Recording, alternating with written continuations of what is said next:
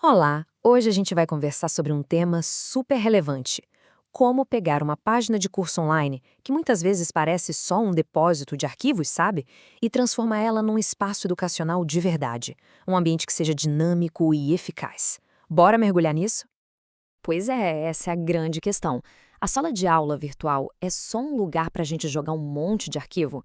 Porque, vamos combinar, na maioria das vezes é isso que acontece, né? Um monte de PDF, apresentação de slide. Mas a verdade é que ela pode ser muito, mas muito mais do que isso.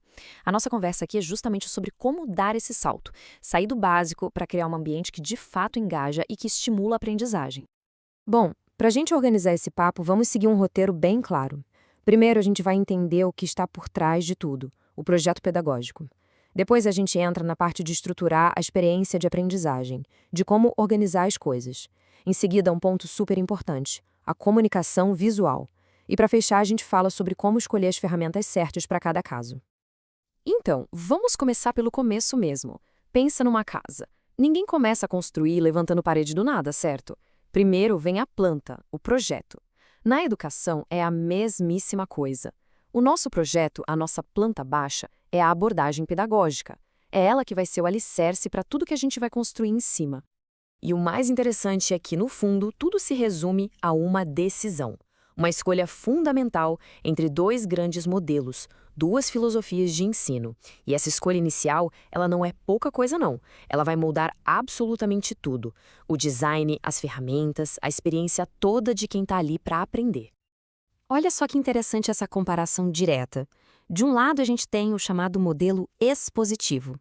É basicamente aquele repositório de arquivos, um lugar para entregar um conteúdo já empacotado, pronto. O foco é só em receber informação. Do outro lado, tem o modelo ativo ou experiencial.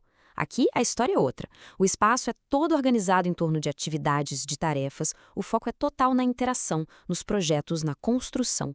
É a diferença fundamental entre um monólogo e um diálogo.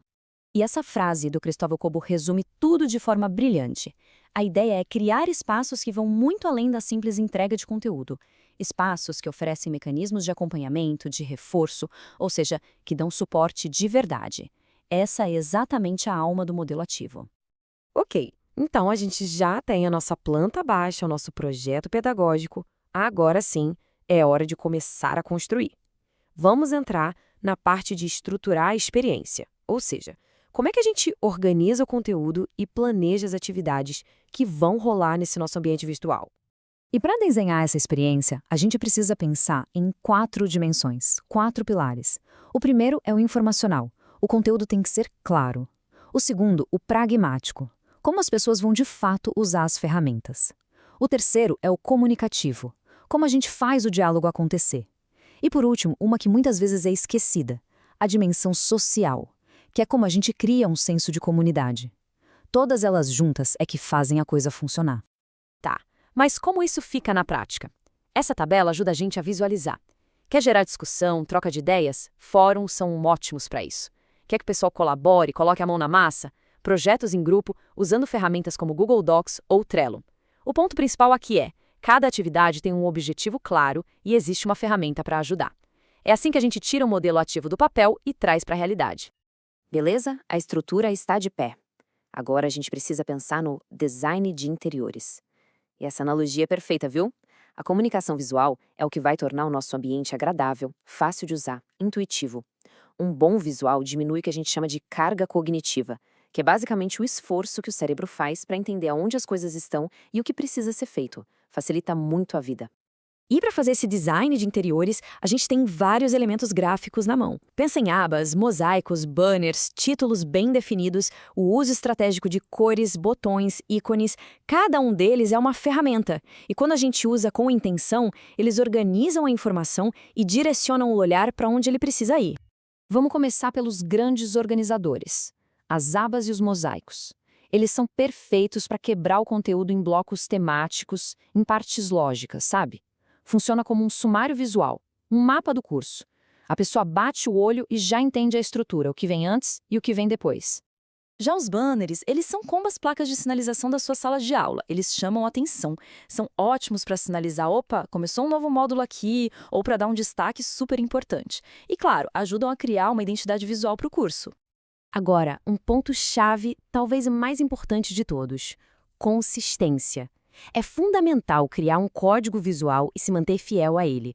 Por exemplo, todo título principal vai ser grande e azul, todo subtítulo vai ser menor e cinza.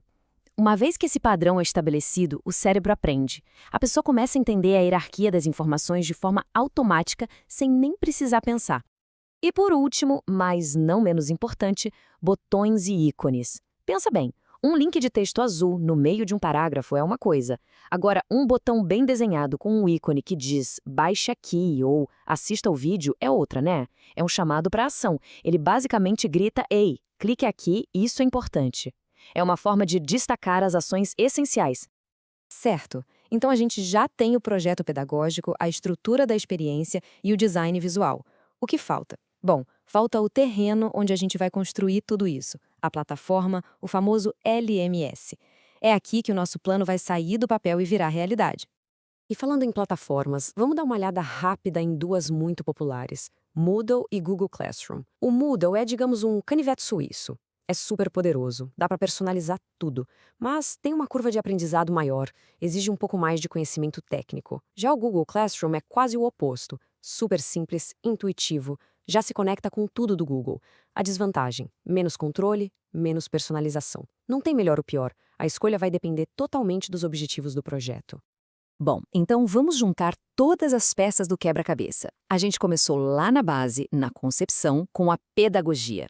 Depois, subimos as paredes, estruturando as atividades.